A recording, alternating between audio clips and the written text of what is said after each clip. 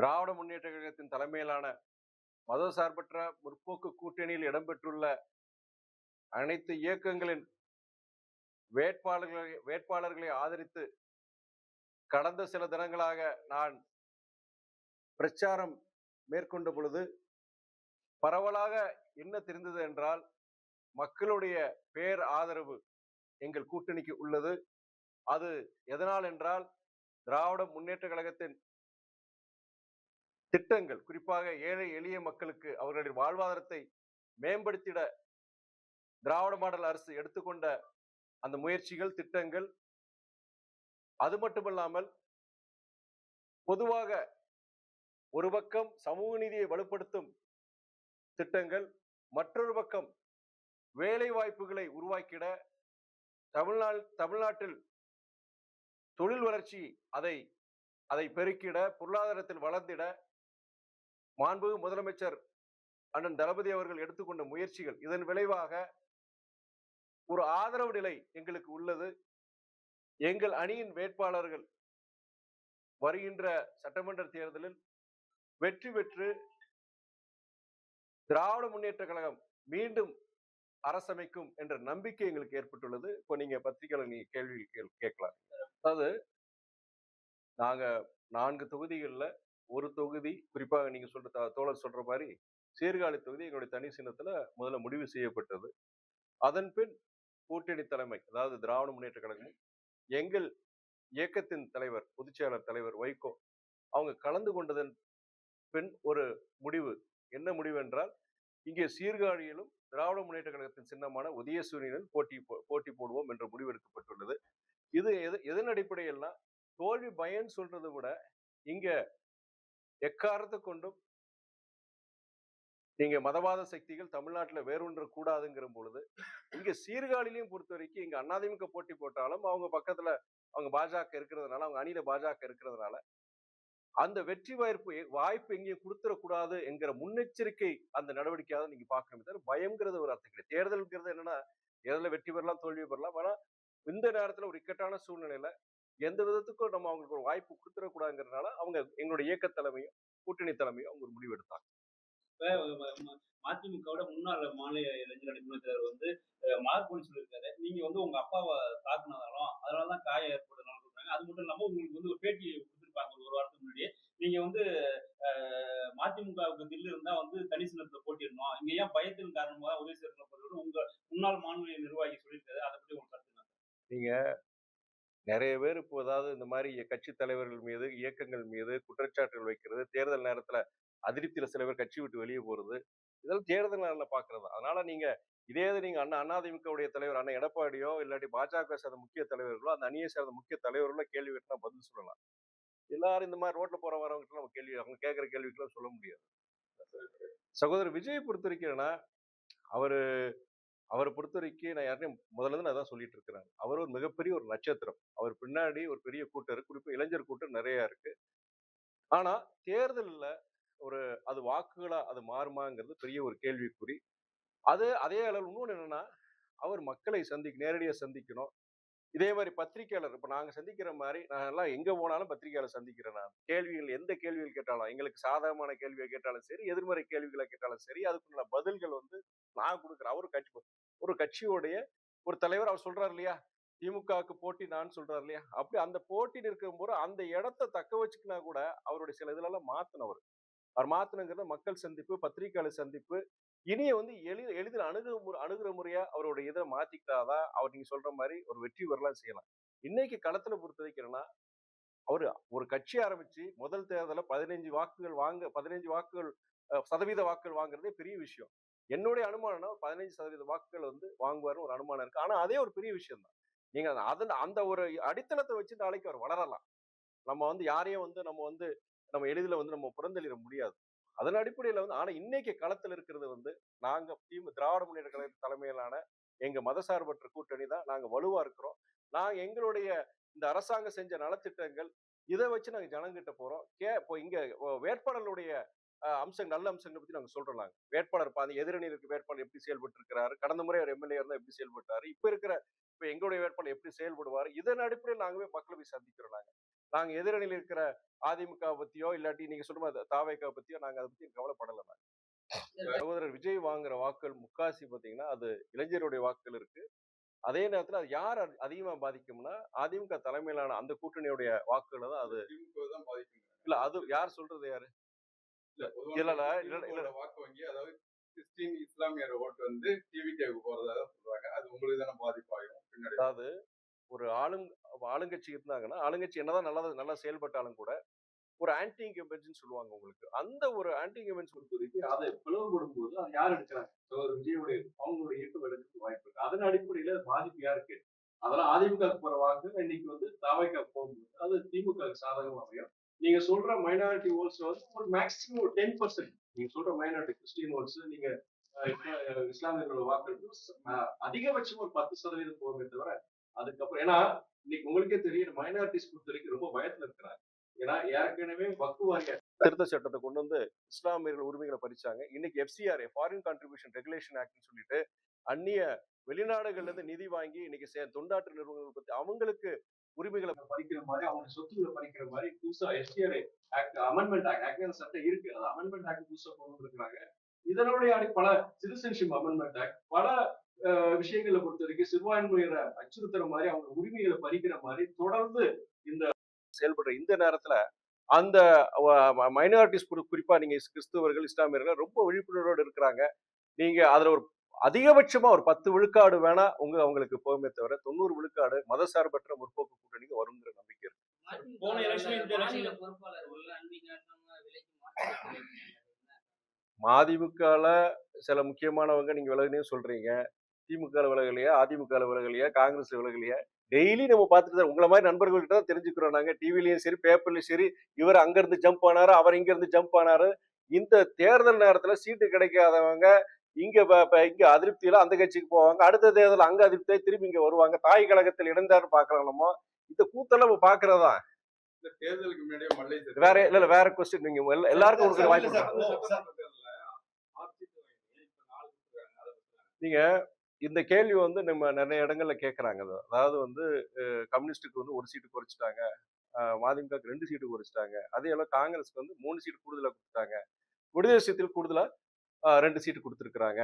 இது வந்து அதனால புதுசா வந்த இயக்கம் தேமுதிகவுக்கு வந்து 10 சீட்டு கொடுத்துருக்காங்க. இது அந்த கூட்டணி மத்தியில ஒரு சலசலப்பு இருக்கு, ஒரு ஏமாற்றம் இருக்குங்கிறது ஒரு கருத்து வந்து எல்லா இடத்துலயும் ஒரு விமர்சனம் கூட இருந்தது. எங்க கட்சியிலே பொறுத்த வரைக்கும் அதுக்கு சில பேருக்கு வந்து வருத்தங்கள் இருந்தது. ஆனா நான் இன்னைக்கு இல்லைன்னா கடந்த ஒரு வருஷம் ஒரு கருத்தை நான் சொல்லிட்டு வரேன். நான் இப்போ பிற இயக்கங்களோட எங்களுக்கு மதிமுகவுக்கு ஒரு திராவிட இயக்கமா கூடுதல் கடமைகள் இருக்கு. பொதுவுடைமை இயக்கம் அவங்களுக்கு கடமை இருக்கு. இன்னைக்கு மதவாத சக்தியை எதிர்க்குங்கிற இதுல வந்து நாங்க எல்லாரும் இணைஞ்சிருக்கோம். காங்கிரஸ், பொது உடைமை இயக்கங்கள், விடுதலை சிறுத்தைகள் எல்லாம் இயங்கி. ஆனா ஒரு திராவிட இயக்கமா அதுவும் திமுக இருந்து நாங்க பிரிந்து வந்த ஒரு இயக்கம் தான். இன்னைக்கு நாங்க எங்களுக்குள்ள சில வேறுபாடு இருந்தாலுமே 9 வருஷத்துக்கு முன்னாடி எந்த அடிப்படையில இந்த கூட்டணியில் நாங்க சேர்ந்தோம், திமுக கூட்டணியில் சேர்ந்தோம்னா ஒரே விஷயம் தான். அதாவது மதவாத சக்தியில் தமிழ்நாட்டில் வேறொன்றக்கூடாது, சமத்துவம் சமூக நீதி இந்த தமிழ்நாட்டை நிலைத்து நீடிக்கணுங்கிற வந்த ஒற்றை கருத்தின் அடிப்படையில் நாங்க சேர்றோம். அப்படி இருக்கும் பொழுது திமுகவுடைய தலைமை நம்முடைய மாண்புமிகு முதலமைச்சர் தளபதி அவர்களும் அவங்க கிட்ட பேசும்போது அவங்க வச்ச ஒரே ஒரு வார்த்தை என்னன்னா நம்ம கூடுதல் இயக்கங்கள் வருது, காங்கிரஸ் வேற கூடுதல 3 சீட்டு வாங்கி இருக்கிறாங்க. இந்த நேரத்துல வந்து தயவு செய்து வந்து அவங்க ரொம்ப வேண்டுதல் அடிப்படையில நாங்களும் அதை செவிசாய்க்க வேண்டிய ஒரு நிர்பந்தம். இதை நாங்க விரும்பி செய்யறோமோ இல்லையோ இந்த சூழ்நிலையில நாங்க எடுக்க வேண்டிய ஒரு கட்டாயம் ஏற்பட்டது. அதுல இந்த கால சூழ்நிலை இப்படிதான் ஒரு முடிவு எடுக்க முடியுங்கிற ஒரு நிர்பந்தத்துல நாங்க அதை எடுத்தோம். அதனால வந்து அதை நாங்க கடந்து வந்துட்டோம். இன்னைக்கு எங்களுடைய தோழர்கள் எல்லா இடங்கள்லயும் வந்து இன்னைக்கு வேலை பார்த்துட்டு இருக்கிறாங்க. அதை நீங்க அடுத்து இன்னைக்கு தேர்தல் முடிஞ்சு ரிசல்ட் எல்லாம் வரும்போது இல்ல வேலை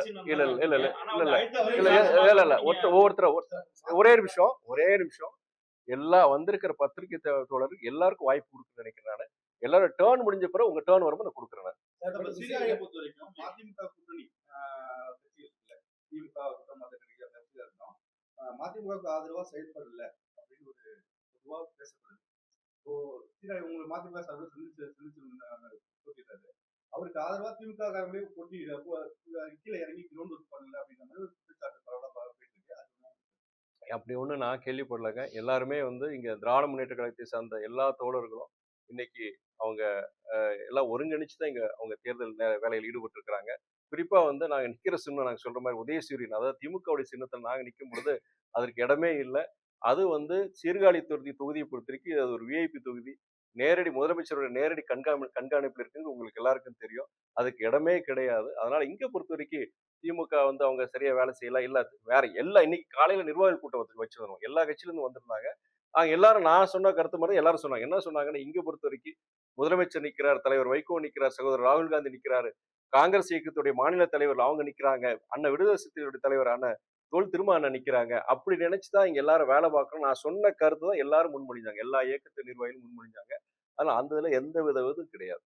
2026 திமுக ஆட்சி வந்துச்சுன்னா அமைச்சரவையில அதிமுக இளைஞர்கள் அது நாங்க கடந்த ஒரு வருஷமா நாங்க சொல்லிட்டு இருக்கோம். நானும் சொல்லியிருக்கிறேன், தலைவர் வைகோவும் சொல்லியிருக்கிறாரு.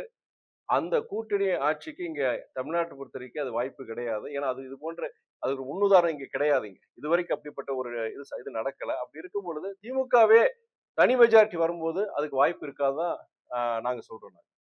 அந்த அப்படி ஒரு சூழ்நிலை வராது. வாரிசு அரசியல்கள் எதிர்த்து இருக்கிறாங்க, எதிர்த்து சொல்றாங்க. ஆனா வைகோட வந்து போராட்டம் பண்ண மாட்டேங்குது. உங்களோட எப்படி புரியல எனக்கு.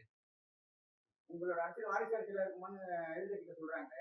அது எப்படி இருக்கு பாத்தீங்கன்னா எந்த எந்த எந்த அரசியல் எந்த அரசியல் தலைவர் சொல்றாரு? வைகோயாவே எதிர்த்தாங்க திமுகவை. கொஸ்டின் தம்பி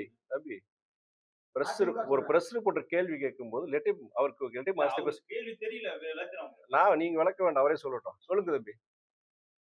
உங்களை வாரிசு அரசியல் சொல்லி எதிர்த்து அதிமுக சொல்றாங்க. அதை எப்படி பாக்குறீங்க? அதிமுக யார் சொன்னது? அதிமுக எப்படி எடப்பாடி எல்லாம் ஒண்ணு சொல்லி அண்ணா என்ன எங்கேயும் சொல்லி அண்ணா எடப்பாடி எங்க சொன்னாரு? எங்கேயும் சொல்லி நீங்களா ஒரு கேள்வியை கொடுத்து நீங்களா ஒரு இது பண்ணி சொல்றீங்க. முதல்ல two your home work and come here first. புரியுதுங்களா? நீங்க கேள்வி கேட்க தப்பு கிடையாது. நீங்க அண்ணன் எடப்பாடி எங்க சொன்னாரு? அவரை இந்த தேர்தலிலேயே இதுக்கு முன்னாடி இந்த கருத்தையை சொல்லல. நீங்களா அண்ணன் எடப்பாடி சொல்றீங்க. வாரிசு அரசியலுங்கிறது பலமுறை நான் சொல்லியிருக்கிறேன். நான் வாரிசு அரசியலுங்கிறது வந்து ஒரு இயக்கத்துல அத்தனை பேர் 99 விழுக்காடு 100 அத்தனை பேரை வந்து இவர் தான் வரணும்னு நிர்பந்தம் செஞ்சு ஒருத்தர் வரவழைக்கும் பொழுது அது வாரிசு அரசியல் இருக்க முடியாது. திணிப்பு இன்னொருத்தர் இருக்கும் போது இவர் இருக்கக்கூடாது, இவருக்கு பதில் இவர் தான் கொண்டு வரணும்னு அந்த குறிப்பிட்ட சில பேர் நினைச்சு கொண்டு வரதா அது வாரிசு அரசியல் இருக்க முடியும். அதான் என்னுடைய விளக்கம் நான் சொல்ல முடியும். போன தேர்தல் இந்த தேர்தல் வந்து வன்னியர்களுக்கு வந்து வேட்பாளர்களுக்கு வந்து வாய்ப்பு கொடுக்கல. அதனால வன்னியர் சமூகத்தை நீங்க புறக்கணிக்கிறதா தகவல் சொல்லுது. அதை பத்தி உங்களுக்கு அதாவது எங்களுடைய இதுல சென்ற முறை 2021 நம்மளுடைய சட்டமன்ற தேர்தலில் 6 வேட்பாளர்கள். அந்த 6 வேட்பாளர் பொறுத்த வரைக்கும் 2 பேர் பொறுத்த வரைக்கும்னா பட்டியலினத்தை சார்ந்தவர்கள். எல்லா சமூகத்தினருக்கும் போன நாங்கள் வாய்ப்பு கொடுத்தோம். இந்த முறையை பொறுத்த வரைக்கும் எங்களுக்கு கிடைச்ச இடமே 4 இடங்கள் தான். 4 இடத்துல வந்து ஒன்று வந்து நம்ம இங்கே பட்டியலின ஒரு வேட்பாளர் நிற்கிறாரு. இன்னொரு இடத்துல வந்து நம்ம ஒரு கவுண்டர் ஒருத்தர் நிற்கிறார். இன்னொரு 2 இடத்துல வந்து முக்குளத்துவ சமுதாயம் நிற்கிறார். கிடைச்ச இடமே 4 தான். நம்ம ஊர்ல தமிழ்நாட்டுல 100 ஜாதி இருக்கு. நீங்க 234 தொகுதியில போட்டி போட்டாலுமே கூட எல்லாரையும் நம்ம அகாமடேட் பண்ண முடியாது. 4 இது பொறுத்த வரைக்கும். ஆனா ஒண்ணு என்னன்னா, எங்களை பொறுத்த வரைக்கும் சென்ற முறையும் சரி, இந்த முறையும் சரி, கடந்த காலமும் சரி, சமூக நீதி சமத்துவத்தின் அடிப்படையில எல்லாருக்கும் உண்டான ஒரு வாய்ப்பை நாங்க கொடுத்துருக்கிறோம். போன முறை கூட ஒரு கேள்வி கேட்டாங்க. குறிப்பிட்ட ஒரு நபர் வந்து பேரை சொல்ல விரும்பல. எங்க இயக்கத்திலே ஒருத்தர் கேட்டாரு. இப்ப கட்சி விட்டு வெளியே போயிட்டாரு. 6 இதுல எப்படிங்க 2 பேருக்கு வந்து இங்க பட்டியலிருந்து கொடுக்க முடியும்? எப்படிங்க அந்த சமூகத்துக்கு மட்டும் 2 நீங்க கொடுக்கலாம் அப்படின்னு சொல்லும்போது அதுல கொடுக்கறதுல என்ன தவறு நான் சொன்னேன் அவர்கிட்ட. என்ன தவறுங்க? திராவிட இயக்கம் சமூக நீதியின் அடிப்படையில அதான் நம்முடைய அடித்தளமே. அதன் அடிப்படையில் நம்ம செயல்படும் பொழுது 6 சீட்ல 2 சீட்டு அது வந்து ஒரு பட்டியல் நம்ம ஒரு வேட்பாளர் கொடுக்கறதுல எந்த தவறு கிடையாது. அது தவறுனா அந்த தவறை மீண்டும் மதிமுக செய்யுன்னு சொன்ன நானு. இந்த தடவை 4 இதுலையும் பொறுத்த வரைக்கும் எப்படியாவது ஒண்ணு வந்து பட்டியலின சமூகத்துக்கு கொடுக்கணுங்கிறது தலைமையோட முடிவு. பிற சமூகத்துக்கு கிடைக்காட்டியும் பரவாயில்ல. 4 இதுல வந்து 1 பட்டியல். அதுதான் அது ஒரு ஒடுக்கப்பட்ட ரொம்ப ஒரு இதுல இருக்கிற சமூகங்களுக்கு வந்து அதுதான் அவங்களுக்கு தான் நம்ம அவங்களுக்காக செயல்படணுங்கிறது திராவிட இயக்கங்களுடைய அடிப்படை தத்துவம். அதன் அடிப்படையில் பண்ணியிருக்கோம். ஆனா இந்த சமூகத்தை புறக்கணிக்கணும், அந்த சமூகத்தின புறக்கணிக்கிறதும் கிடையாது. எங்க இயக்கத்துல இருக்க துணை பொதுச்செயலாளர் பொறுத்த வரைக்கும் 5ல 2 பேர் வந்து வன்னிய சமூகத்தை சார்ந்தவர்கள். ஒண்ணு அண்ணன் ஏகே பண்ணி, ஒண்ணு இப்ப கட்சி விட்டு போன அண்ணன் ஆடுதுறை முருகன். அதனால இங்க எங்க வந்துருச்சுங்க? 5 இதுல 2 வந்து வன்னிய சமூகத்தை சார்ந்த துணை பொதுச்செயலாளர்கள் தான். வேற சமூகத்துக்கெல்லாம் கூட கிடையாதுங்க.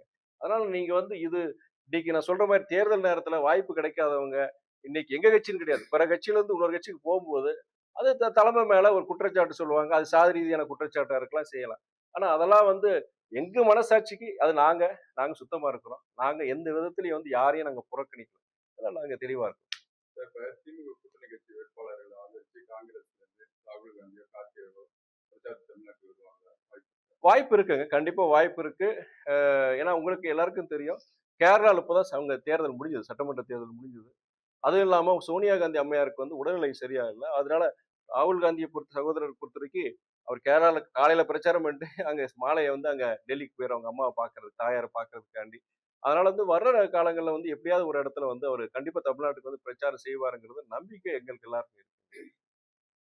விசிக தலைவர் திருமாவளவனுக்கு வந்து திமுக அழுத்தம் கொடுத்ததுனாலதான் வந்து அவருடைய ராஜநாதர் நிற்க வேண்டிய தொகுதியை வந்து வேட்பாளர் நிற்கக்கூடிய இடமே வந்து இல்லைன்றது ஆயிடுச்சு.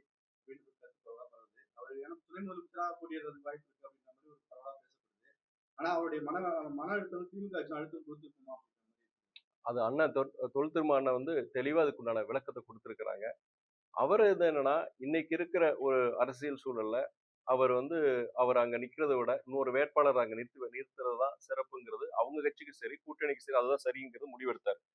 இங்க துணை முதல்வர் இதுல மற்ற விஷயங்கள்லாம் இது வந்து எதிர்க்கட்சிகள் இந்த நேரத்தை குழப்பத்தை உருவாக்குறதுக்காண்டி அது வந்து நீங்க சோசியல் மீடியால அதுலயும் ஒரு பரபரப்பு உருவாக்குறதுக்காண்டி பண்ணியிருக்கிறாங்க. அண்ணன் தெளிவா சொல்லியிருக்கிறாங்க.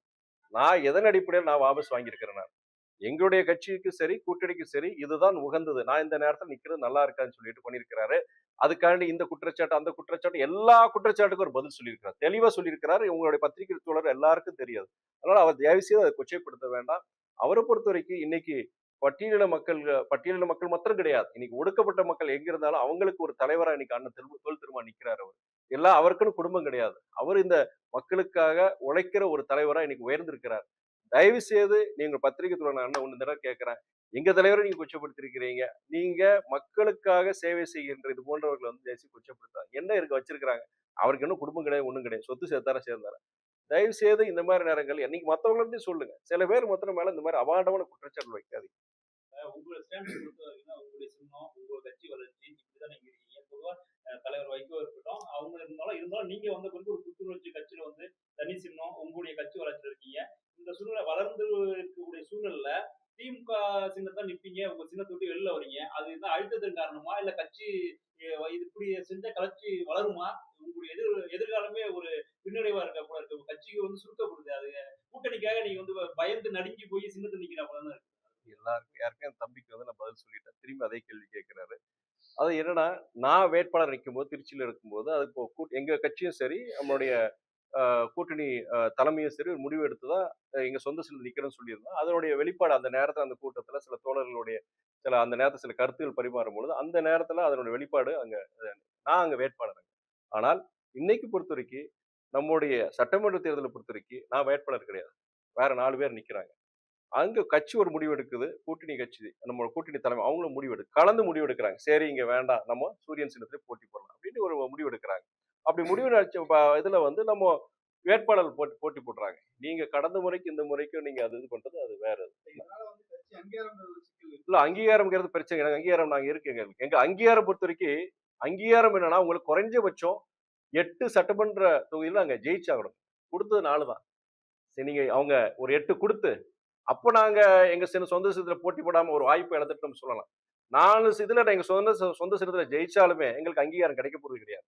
குறைஞ்சபட்சம் 2 நாடாளுமன்ற தொகுதிகள் அல்லது சட்டமன்றத்துல 8 நம்ம தொகுதியில ஜெயிச்சாதான் நமக்கு அங்கீகாரம் கிடைக்கும். இல்ல குறிப்பிட்ட விழுக்காடு நம்ம வாக்குகள் நம்ம வாங்கணும்.